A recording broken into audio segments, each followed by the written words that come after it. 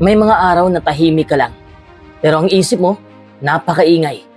Maingay sa mga tanong, maingay sa mga duda. Bakit parang walang nangyayari? Bakit parang kulang ako? At bago mo na malayan, unti-unti ka nang naniniwala sa mga kasinungalingang gawa ng takot at pagod. Pero minsan, hindi mo kailangang magbago ng buhay. Ang kailangan mo lang, itigil ang paniniwala sa mga maling iniisip mo tungkol sa sarili mo. Ngayon, pag-uusapan natin ang 12 iniisip mo na hindi mo dapat paniwalaan. Number 1, hindi ako sapat. Ilang beses mo na bang nasabi yan sa sarili mo? Yung tipong pagkatapos mong magkamali, may boses sa utak mo na bulong ng bulong. Ayan ka na naman, palpa ka talaga.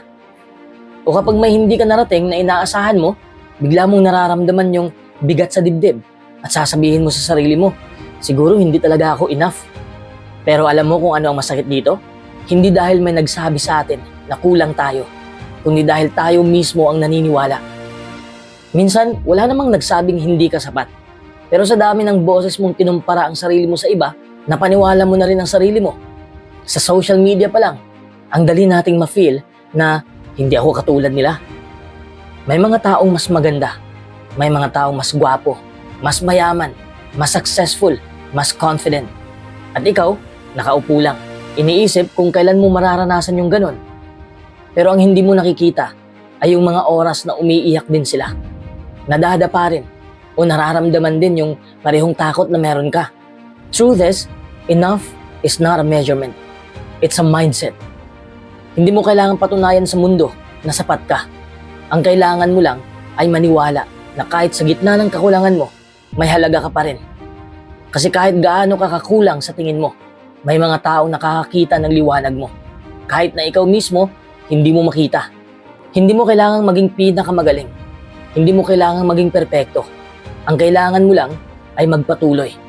Kasi ang pagiging sapat, hindi yan ibinibigay ng ibang tao. Ikaw ang gumagawa niyan para sa sarili mo. So the next time na maramdaman mong hindi ako sapat, huminga ka lang. Alalahanin mo, hindi mo kailangang maging enough sa mata ng lahat. Ang importante, ikaw mismo ang naniniwala na kahit hindi mo pa naabot lahat, you are still worthy, still growing, and still becoming. Ang totoo, hindi mo kailangang maging perfect version ng sarili mo para mahalin o pahalagahan.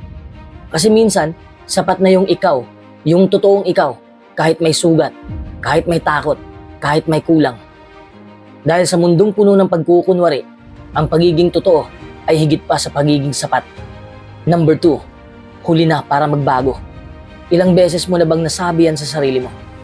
Yung tipong nakaupo ka sa gabi, tahimik lang, tapos bigla mong maiisip, sana noon pa ako nagsimula. Pero ang problema, hindi mo alam kung saan magsisimula ngayon. Kasi sa utak mo, tapos na ang laban. Late ka na. Nauna na ang iba. At ikaw, naiwan. Pero totoo ba talaga na huli na? Hindi. Ang totoo, natatakot ka lang. Kasi pag sinasabi mong huli na, parang may dahilan ka na para hindi na gumalaw. Parang pinapayagan mo na lang sarili mong manatili kung nasaan ka. Kahit alam mong hindi ka na masaya doon. Alam mo, ang huli na ay isa lang sa mga pinakamatamis na kasinungalingan ng isip natin. Matamis siya sa pandinig kasi nagbibigay siya ng comfort. Pero sa loob, unti-unti niyang pinapatay yung pag-asa mo. Parang laso na unti-unting kumakalat. Kasi habang sinasabi mo sa sarili mo na huli na, mas lalo kang napaparelisa. Hindi mo namamalayan, mas natatakot ka na sa posibilidad kaysa sa pagkabigo. Kasi isipin mo, sino bang nagsabi na may expiration date ang pagbabago? Wala.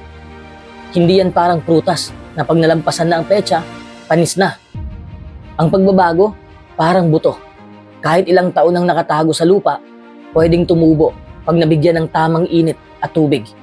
Tingnan mo yung mga tao na nagbago ng late sa buhay. Mga nagtagumpay sa edad na akala ng iba matanda na.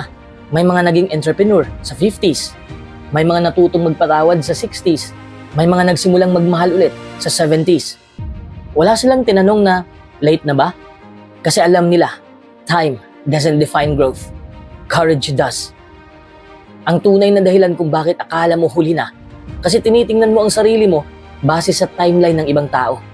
Na kapag may kaibigan kang may bahay na, may pamilya na, o may tagumpay na, bigla mong mararamdaman na parang ikaw, kulang. Pero ang hindi mo nakikita, iba't iba tayo ng timing. Hindi mo kailangang mauna, kailangan mo lang magsimula. At oo, mahirap magsimula kapag feeling mo dapat dati pa. Pero isipin mo rin to, kung sa tingin mo huli na ngayon, paano bukas? Mas lalo kang mahuhuli kung hindi ka gagalaw ngayon. So instead of saying, it's too late, sabihin mo, it's my time now. Kasi minsan, ang dahilan kung bakit hindi pa nangyayari ang gusto mo, hindi dahil late ka, kundi dahil ngayon pa lang, handa ka. Hindi mo kailangang bumawi sa nakaraan. Ang kailangan mo lang, pumili sa kasalukuyan. Kasi habang buhay ka, hindi pa huli ang lahat. At kung kaya mong maniwala na may pag-asa pa para sa iba, bakit hindi mo bigyan ng pag-asa ang sarili mo? Hindi mo kailangan ng perfect timing. Kailangan mo lang maniwala na may dahilan kung bakit andito ka pa. Kasi kung tapos na talaga, sana matagal ka nang wala. Pero andito ka pa, di ba? Ibig sabihin, hindi pa huli. Simula pa lang ulit. Number 3, walang nagmamahal sa akin. Ilang beses mo na bang nasabi yan sa sarili mo? Yung tipong tahimik ka lang sa kwarto, tapos bigla mong mararamdaman yung bigat sa dibdib. Parang walang nakakakita sa'yo, walang nagmamalasakit, walang totoong nakakaintindi. Pero totoo ba talaga yan? Ang pakiramdam ng walang nagmamahal sa akin ay hindi laging katotohanan. Madalas, interpretation lang ng sakit na nararamdaman mo ngayon. Kapag pagod ka, kapag paulit-ulit kang nabigo, kapag parang wala kang napapatunayan, automatic na nagkakaroon ka ng filter sa utak mo na puro negativity. Everything starts to look empty. Even love itself. Minsan kasi, hinahanap mo yung pagmamahal sa paraan na gusto mo. Gusto mong marinig, gusto mong maramdaman, gusto mong ipakita sa paraang komportable ka. Pero hindi mo napapansin, baka may nagmamahal na sa'yo sa ibang paraan. Yung kaibigan na laging nag-aaya kumain kapag tahimik ka. Yung kapatid na inaasar ka, pero gusto lang siguraduhin okay ka. Yung nanay na paulit-ulit kang pinapagalitan, pero hindi mo alam, siya yung pinakakabado tuwing umaalis ka. And sometimes, the love you're looking for is quietly sitting beside you. Hindi lang maingay, pero nandyan. At kung sakaling pakiramdam mo pa rin, walang nagmamahal, baka oras na para tanungin mo rin, minamahal ko ba ang sarili ko? Kasi madalas, hindi natin maramdaman ang pagmamahal ng iba dahil sarado na tayo. Parang basong puno ng galit, tampo at insecurity. Kahit anong ibuhos ng tao, wala nang kasya. When you start treating yourself with kindness, kahit paunti-unti lang, nag-iiba ang lahat. Bigla mong makikita, may mga tao palang nakatingin. May mga taong naghihintay lang na buksan mo ulit ang puso mo. Hindi mo kailangang maging perpekto para mahalin. Hindi mo kailangang may ma-achieve para maging karapat-dapat. Ang kailangan lang, tanggapin mo na kahit may mga sugat ka, you are still worthy of love. Tandaan mo, ang pakiramdam ng walang nagmamahal sa akin ay hindi katapusan ng mundo. Signal lang yan na kailangan mong yakapin ulit ang sarili mo. Kasi minsan, the love you think you've lost is the love you stopped giving to yourself. Number 4, wala akong silbi. Yan ang isa sa mga pinakamalungkot, pero pinakakaraniwang iniisip ng tao kapag dumadaan sa mabigat na panahon. Yung tipong gigising ka sa umaga, tapos parang wala kang dahilan para bumangon. Yung mga ginagawa mo, parang walang saysay. Yung mga pangarap mo, parang malabo. At minsan, kahit anong pilit mong ngumiti, alam mong may boses sa loob mo na nagsasabing, wala ka namang silbi. Pero alam mo, hindi mo kasalanan kung minsan napapaniwala ka nun. Kasi sa mundong to, sobrang dali nating ikumpara ang sarili natin sa iba. Nakikita mo sa social media, may mga kaedad kang may negosyo na, may asawa na, may bahay na, may kotse na, may perfect life. Samantalang ikaw, pakiramdam mo, stuck ka pa rin sa parehong lugar. Doon nagsisimula yung pagdududa sa sarili. Baka nga wala akong silbi. Pero teka lang, tanungin mo muna ang sarili mo. Kailan pa naging sukatan ng halaga ng tao ang kung gaano karami ang na-achieve niya? Kailan pa naging batayan ng silbi ang kung gaano ka-successful ka sa mata ng mundo? Hindi mo kailangang gumawa ng malalaking bagay para maging mahalaga. Minsan, sapat na yung simpleng pagdamay mo sa isang kaibigan. Yung pagngiti mo sa taong hirap ang araw. O yung pagpili mong bumangon kahit ang bigat ng loob mo. Ang silbi mo, Hindi mo kailangang hanapin sa labas kasi nasa loob mo yan. Kapag may taong nagsabing gumaan ang pakiramdam niya dahil kinausap mo siya, yan ang silbi mo. Kapag may batang ginabayan mo, yan ang silbi mo. Kapag may pamilya kang pinagluluto mo araw-araw, kahit pagod ka na, yan ang silbi mo. You might not realize it, but you're already touching lives in ways you don't even see. At kung minsan, oo, parang walang nakakita sa ginagawa mo, parang walang nakakapansin ng effort mo. Pero tandaan mo, hindi kailangan makita ng mundo ang kabutihan mo para maging totoo ito. Hindi kailangan may pumalakpak para maging makabuluhan ang ginagawa mo. Hindi totoo na wala kang silbi. Minsan lang, masyado kang napagod kaya nakalimutan mong may halaga ka. Minsan lang nakalimutan mong hindi mo kailangan maging extraordinary para maging enough. Kaya kung nandyan ka ngayon, nakaupo at iniisip mong wala kang silbi, huminga ka muna ng malalim. Look around. May mga taong masaya dahil nandyan ka. May mga taong umaasa sa'yo at kahit walang ibang nakakakita, may Diyos na nakakakita ng bawat pagod mo, bawat luha mo, bawat kabutihan mong hindi mo ipinagyayabang. You matter. You always have and you always will. Hindi mo kailangang magbago para maging may silbi. Kailangan mo lang maalala kung sino ka talaga. Number 5, hindi ko kaya. Ilang beses mo na bang nasabi yan sa sarili mo? Yung tipong sinubukan mo na pero nabigo. Tapos bigla mong naisip, siguro hindi talaga para sa akin. Madalas, yan ang punto kung saan tayo bumibitaw. Hindi dahil mahina tayo, kundi dahil napagod tayong maniwala. Pero alam mo, mali ang paniniwalang yan. Ang totoo, hindi ibig sabihin na kung hindi mo kaya ngayon, hindi mo na talaga kaya habang buhay. Minsan, kailangan mo lang ng panahon. Like planting a seed. Hindi mo pwedeng pilitin na mamunga agad. Kahit gaano mo padiligan at bantayan, may proseso talaga. Hindi mo lang pa oras. Pero hindi ibig sabihin na wala ka ng pag-asa. Think about it. Lahat ng magagaling na tao, nagsimula rin sa punto ng hindi pa kaya. Si Michael Jordan, tinanggal sa varsity team niya. Si J.K. Rowling, nire-reject ng halos lahat ng publisher. Si Thomas Edison, libu-libong beses nag-fall bago nakaimbento ng bumbilya. Pero imagine kung naniwala sila sa linyang, kung di ko kaya ngayon, di ko na kaya kailanman. Imagine ha, wala sana tayong ilaw, wala tayong Harry Potter book, at walang greatest basketball player of all time. Di ba? Ganon din sa buhay mo. Yung mga pangarap mong ngayon ay parang imposibleng abutin, baka kailangan lang nilang hintayin ang mas matatag na version mo. Yung ikaw na mas matyaga, mas marunong, mas buo. Kasi minsan, hindi pa talaga panahon para magtagumpay. Panahon pa lang para matuto. Kaya kapag naramdaman mong parang wala kang pag-asa, tandaan mo, hindi ito katapusan, kundi simula lang ng proseso mo. Every hindi ko kaya ngayon, pwedeng maging bukas, kaya ko pala. You're not failing. You're just in progress. Ang tanong lang, handa ka bang manatili kahit mahirap? Kahit mabagal? Kahit mukhang walang nangyayari? Dahil ang mga nagtagumpay, hindi sila laging magaling sa simula. Pero sila yung tumangging maniwala na hindi nila kaya kailanman. Number 6, swerte-swerte lang ang buhay. Isa ito sa mga pinaka-common na paniniwala na pumipigil sa napakaraming tao na umusad sa buhay.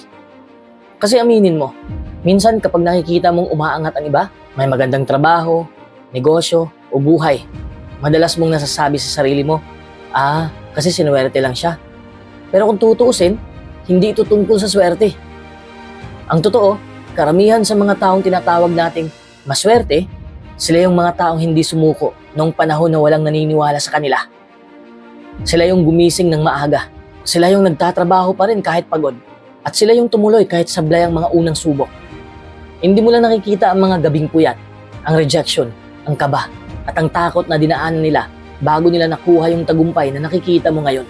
Kapag sinabi mong, swerte lang, parang minamaliit mo yung dugot pawis na ibinuhos nila. At mas masama pa, nililimitahan mo ang sarili mo. Kasi ang ibig sabihin yan, naniniwala kang kailangan mong hintayin ang swerte bago ka maging matagumpay. Pero ang swerte, hindi yan hinihintay. You create your own luck. Tingnan mo yung mga taong matagumpay sa negosyo, sa career, o kahit sa personal na buhay. Ang mga pagkakataon, hindi basta dumating. Kadalasan, sila mismo ang gumawa ng pagkakataon. Habang ang iba natatakot magsimula, sila kumikilos kahit hindi sigurado sa resulta. Habang ang iba nagdadalawang isip, sila umaaksyon. Doon lumalabas yung tinatawag nating swerte. Kasi yung swerte, kadalasan, resulta ng pagiging handa kapag dumating ang pagkakataon. Isipin mo ito, kung may tumama sa'yo na magandang oportunidad ngayon, handa ka bang sunggaban ito? Kasi kung hindi ka pa handa, kahit gaano kalaking swerte ang dumating, masasayang lang. Pero kung araw-araw kang nagpe-prepare, nag-aaral, nagtitiwala sa sarili mo, pag dumating yung moment na yon, kaya mong sabihin, ito na yung pinaghirapan ko. Kaya sa susunod na maisip mong, swerte lang ang mga matagumpay, tanungin mo ang sarili mo, ginagawa mo rin ba ang ginagawa nila? Kasi baka hindi swerte ang kulang sa'yo, baka tiyaga, consistency, at tapang. Dahil sa dulo, hindi swerte ang nagpapayaman sa tao. Disiplina ang tunay na magic. Number 7, wala akong kontrol sa buhay ko. Maraming tao nakakaramdam nito. Yung pakiramdam na parang kahit anong gawin mo, wala ka pa rin magagawa. Parang may invisible force na nagtutulak sa direksyon na ayaw mo naman. Tapos ikaw, parang pasahero lang sa sariling buhay mo. Pero alam mo, madalas, hindi totoo yung paniwalang yan.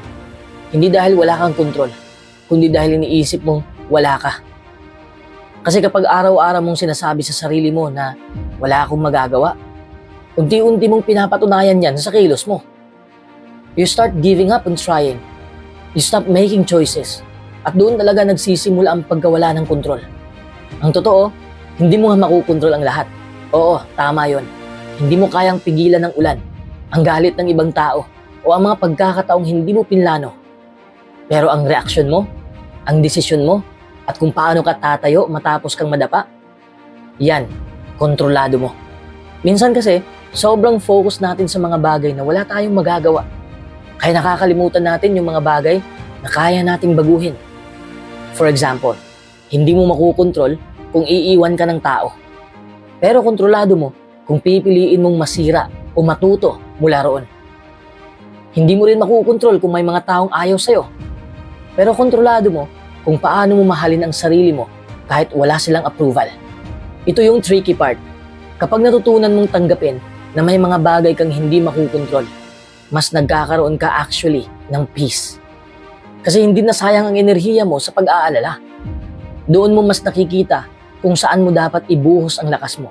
Ibuhos mo sa pag-improve ng sarili mo, sa pagtatrabaho sa pangarap mo, sa pag-aalaga ng mental health mo. At kung minsan, nararamdaman mong parang wala ka talagang direksyon. Tandaan mo, hindi mo kailangang kontrolin ang buong kwento. Ang kailangan mo lang, hawakan yung isang pahina ngayon. Kontrolado mo kung anong isusulat mo rito.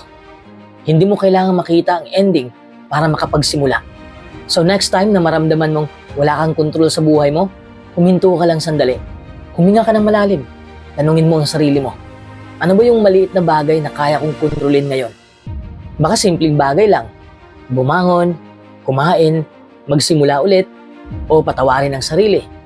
Doon magsisimula ang tunay na power mo. Because the truth is, you always have control. Not over life itself, but over who you choose to become in the middle of it. Number 8, kailangan kong i-please ang lahat. Ang mindset na kailangan kong i-please ang lahat ay parang tahimik na lason. Sa una, mukhang mabuting ugali. Kasi gusto mong maging mabait. Gusto mong walang kaaway. Gusto mong lahat ay masaya. Pero kung tutusin, ito ang isa sa mga pinaka-nakakapagod at pinaka-nakakasakal na paniniwala na pwedeng manirahan sa isip mo. Ang problema kasi sa ganitong mindset, unti-unti nitong ninanakaw ang authenticity mo. Natututo kang ngumiti kahit pagod ka na. Natututo kang magsabi ng, okay lang ako, kahit hindi naman talaga.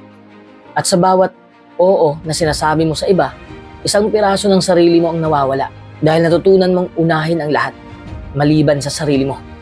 Minsan kasi, natatakot tayong hindi magustuhan.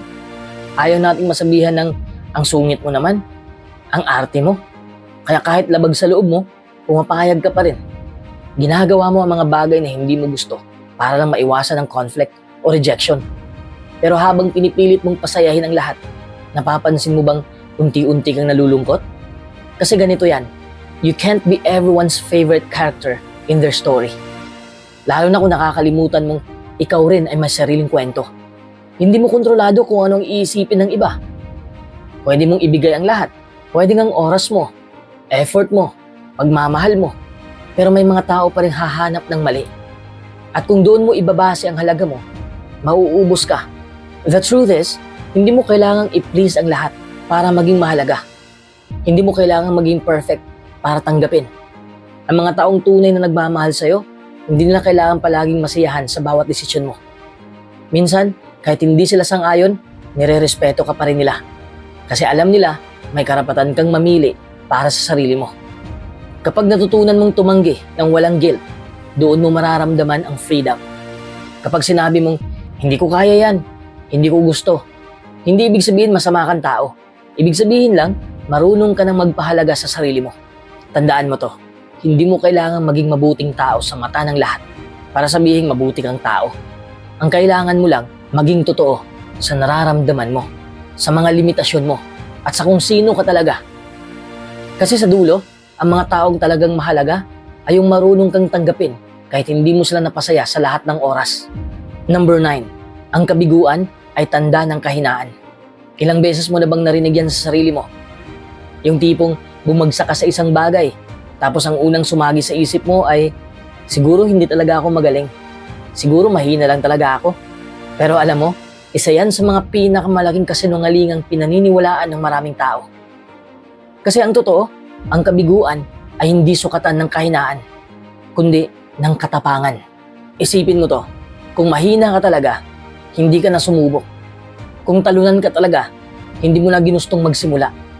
Pero the fact na sinubukan mo, kahit may posibilidad na masaktan o mapahiya, ibig sabihin, meron kang lakas ng loob. Kasi sino bang gustong mabigo? Wala, di ba? Pero kahit natakot ka, ginawa mo pa rin. That's not a weakness. That's courage in disguise. Minsan kasi, tinuruan tayo ng mundo na iwasan ang kabiguan. Don't fail. Don't mess up. Don't make mistakes. Pero paano mo malalaman kung anong tama kung hindi mo naranasan ang mali?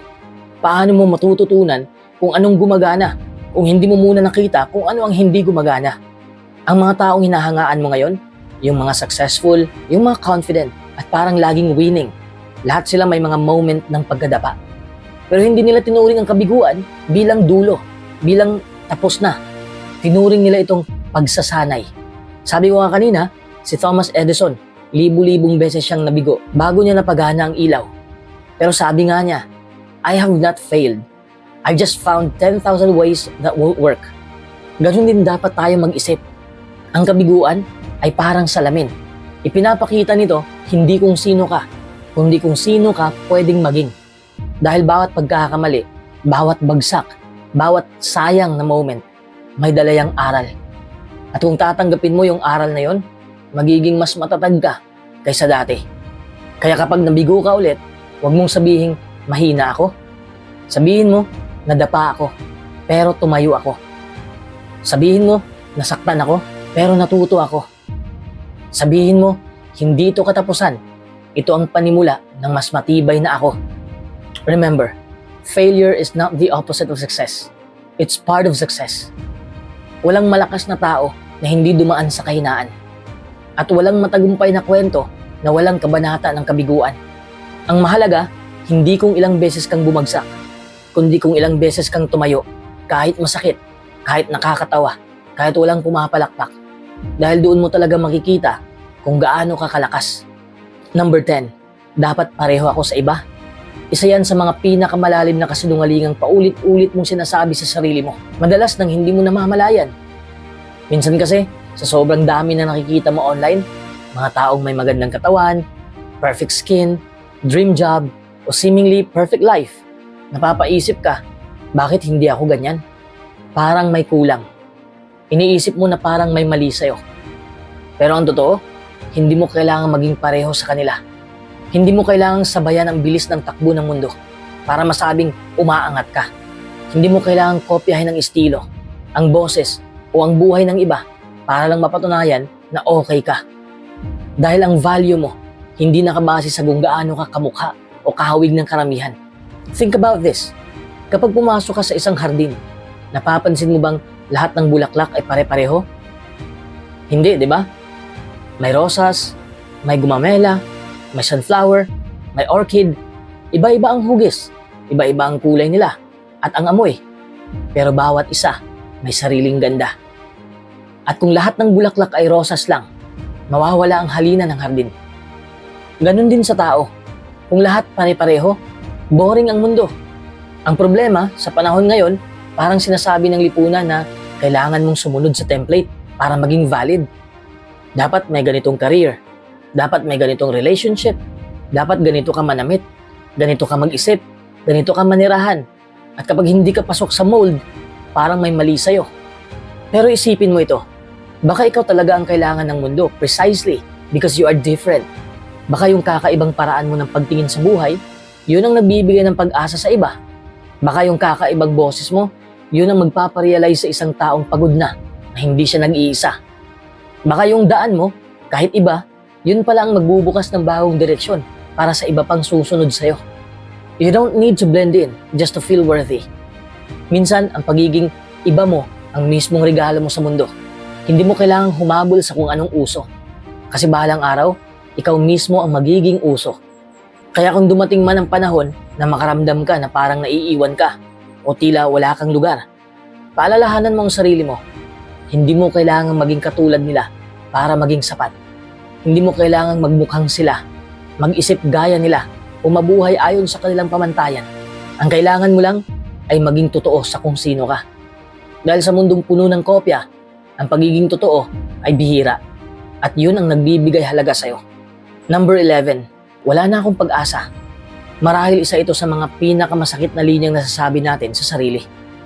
Yung tipong pagod ka na sa lahat, paulit-ulit kang sumubok, paulit-ulit kang nadapa, tapos parang wala ka nang makitang rason para bumangon ulit.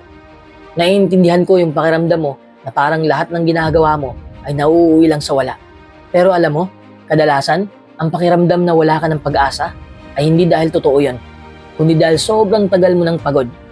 Kapag napuno na tayo ng kabiguan, rejection at disappointment, nagsisimulang manghihina yung boses sa loob natin na dati laging nasasabing, kaya mo yan.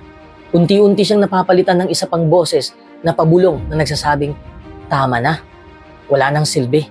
Pero ang totoo, hindi pa tapos ang laban mo, kahit ikaw mismo ang gustong sumuko. Hope doesn't always come with a smile or motivation quotes. Minsan, dumarating siya sa pinakatahimik na sandali. Yung simpleng pagbangon mo kahit wala kang gana, yung paghinga mo kahit masakit, o yung pagtahimik mo sa gitna ng gulo. That's still hope, kahit hindi mo siya nararamdaman. Kasi ang pag-asa, hindi laging naririnig o nakikita. Minsan, isinusulat mo siya sa mga kilos mo araw-araw. Isipin mo ito, dati ring naisip ng iba na wala na silang pag-asa. May mga taong nawala ng lahat, pero kalaunan, sila rin yung ginamit ng Diyos o ng pagkakataon para magbigay ng inspirasyon sa iba. Ang mga taong umabot sa wala na akong pag-asa ay madalas din yung mga nakarating sa buti na lang hindi ako sumuko. Minsan, hindi naman natin kailangang makakita agad ng liwanag sa dulo ng tunnel. Minsan, sapat na maniwala kang may dulo kahit hindi mo pa nakikita. Ang pag-asa ay hindi ilusyon. Ito ay desisyon. Desisyon mong hindi tapusin ang kwento mo sa gitna ng hirap. Kaya kapag naisip mong wala na akong pag-asa, subukan mong sagutin ang sarili mo ng ganito. Baka hindi pa ito ang ending. Baka ito pa lang ang plot twist. Hindi mo kailangang maramdaman ang pag-asa para manatiling umaasa. Minsan, ang pinakamalakas na anyo ng pag-asa ay yung tahimik mong pagpili na magpatuloy kahit wala kang kasiguraduhan kung saan ka patutungo. At kapag dumating ang araw na lumingon ka, makikita mong lahat ng sandaling akala mo ay katapusan, yun pala ang simula ng panibagong ikaw. Number 12, walang nakakaintindi sa akin. Yan ang isa sa mga pinakamabigat na iniisip ng isang taong tahimik na lumalaban sa loob. Yung pakiramdam na kahit surrounded ka ng mga tao, parang ikaw pa rin yung nag-iisa. Parang kahit anong paliwanag mo, walang nakakakita sa totoong emosyon mo. Kaya minsan, mas pinipili mo na lang manahimik, di ba? Kasi para saan pa kung walang makakaintindi? Pero ang totoo, hindi mo kailangang paniwalaan yan. Kasi minsan, hindi naman dahil walang gustong umintindi, kundi dahil hindi lang nila alam kung paano. Hindi lahat marunong makinig, at hindi lahat sanay sa lalim ng pinagdadaanan mo. Pero hindi ibig sabihin nun na mag-isa ka na talaga. May mga tao talagang hindi mo kailangang ipaliwanag ang lahat sa kanila. Mararamdaman mo lang na naiintindihan ka nila. Pero may panahon din na wala pang dumarating na ganon. At yan ang masakit na parte. Pero sa totoo lang, habang hinihintay mo silang dumating, may isang taong dapat mo munang matutunang intindihin. Ikaw mismo. Kasi minsan, hinahanap natin sa iba ang pag-unawang hindi pa nga natin ibinibigay sa sarili natin. Ang hirap maramdaman na naiintindihan ka ng iba kung ikaw mismo tinatanggihan mong intindihin ang emosyon mo, ang takot mo, at ang pinanggagalingan mo. When you start to understand yourself, your triggers, your pain, your silence, something changes. Hindi bigla, pero unti-unti. Nagiging mas magaan huminga kahit walang nakakaintindi. Kasi alam mong kahit paano, may isa. Ikaw. At doon nagsisimula ang healing. Kapag hindi mo na ginagawang sukatan ng halaga mo kung gaano karaming tao nakakaintindi sa'yo, doon magsisimula ang healing. Kapag natutunan mong tanggapin na may mga bagay na hindi mo kailangang ipaliwanag at may mga damdamin na hindi mo kailangang i-justify, doon magsisimula ang healing. Eventually, darating din yung mga taong marunong makinig ng walang judgment. Yung mga handang umupo sa tabi mo kahit walang salita at kaya kang intindihin kahit sa pagitan ng mga katahimikan. Pero bago mo sila makilala, siguraduhin mo munang marunong kang pakinggan ang sarili mong kwento. Kasi minsan, hindi naman talaga walang nakakaintindi sa'yo. Baka lang ikaw yung unang kailangang matutong umintindi sa sarili mong paraan, sa sarili mong oras, at sa sarili mong puso.